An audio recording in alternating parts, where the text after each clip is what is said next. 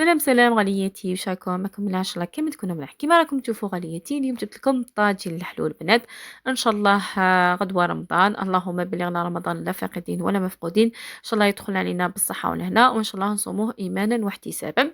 جبت لكم طاجين الحلول. نبداو بسم الله في المقادير. هنا عندي كيلو فواكه جافه مع كيلو سكر، عود قرفه، وعندي لاباديان اللي هي نجمه الارض. واش استعملت فواكه جافه؟ كيوي، برقوقه، مشماش وزبيب. وانتم واش حبيتوا تستعملوا؟ تقدروا تستعملوا انانا، بنان، كاين فواكه جافه اخرى. انا هذا واش شريت. هنا لازم تكيلو طاجين الحلو، لازم نكيلو. درت كيلو سكر مع 2 كيلات ماء، وكيلو سكر تعادلها كيلو فواكه جافه مع 2 كيلات ماء كما راكم تشوفوا. عود قرفه، درت لاباديان، اللي ما عندهاش ما ديرش معليش. ملعقه مرقارين، ملعقتين ماء الزهر البنات، باش نكهوه بالنكهة تاع ماء الزهر. تحطوه فوق النار يغلي واحد 10 دقائق برك، ونحطو فيه الفواكه الجافة. نحطو المشماش والزبيب هما الوالا، باسكو المشماش والزبيب ما يخسروناش المرقة.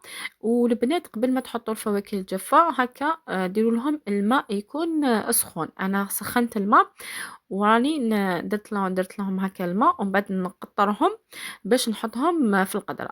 وفيما يخص البرقوقة، البرقوقة لازم تبدلوا لها الماء 3 مرات حتى يخرج لكم الماء. لازم يخرج لكم ابيض باش تحبسوا. ميم الكيوي بدلوا له الماء 2 فوا، باسكو الكيوي فان فيه لون الاخضر. برك المشماش والزبيب اللي ما يصالهم والو. انا المشماش والزبيب غسلتهم مره برك بالماء سخون، درتهم في الماء سخون ومن بعد صفيتهم. بعد مرور 10 دقائق حطيت هذاك المشماش والبرقوقة، وخليت المرقة ديالنا تعقد. وبعد ما تعقد لك المرقة باش تحطي البرقوقة. هاي لك البرقوقة كي بدت لها ب3 مرات الماء، خرج لي الماء ابيض، وكاين معها فنجان ماء الزهر. البنات كي تعقد لكم المرقة باش تحطوا البرقوقة في الاخير، وتحطوا الكيوي، تخلوهم يغلوا غلية واحدة وتطفوا النار، ونحطوا فنجان ماء الزهر. هذا مكان، هذا هو طاجين الحلو بزاف ساهل. برك لازم تتبعوا المراحل باش المرقة تخرج لكم كيما درتها انايا. هاي ليك خليتهم غلاو غاليه، ومن بعد طفيت عليهم النار. هاي ليك في الاخير شوفوا منيقته كيفاش خرجت البنات تشهي. راهي عاقده برك. انا هذا وين درتو بسي بوغسالي راهو هكذا.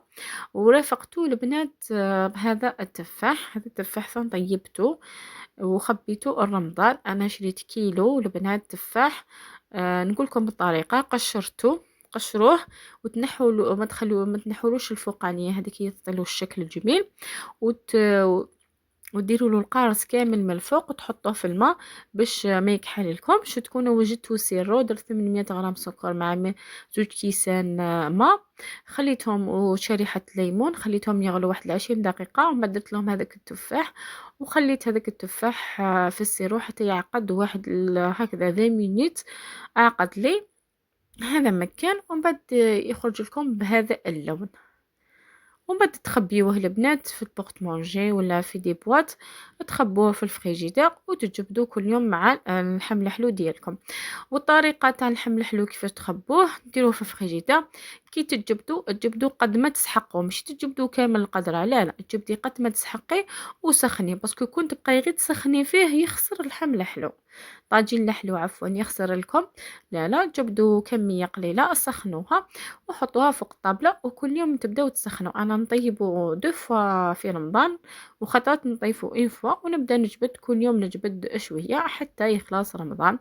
ان شاء الله البنات نصوموه بالصحة والهنا، وان شاء الله نصوموه ايمانا واحتسابا. على بالي بلي كامل نديرو طاجين نحلو نهار مقبل. والسلام عليكم.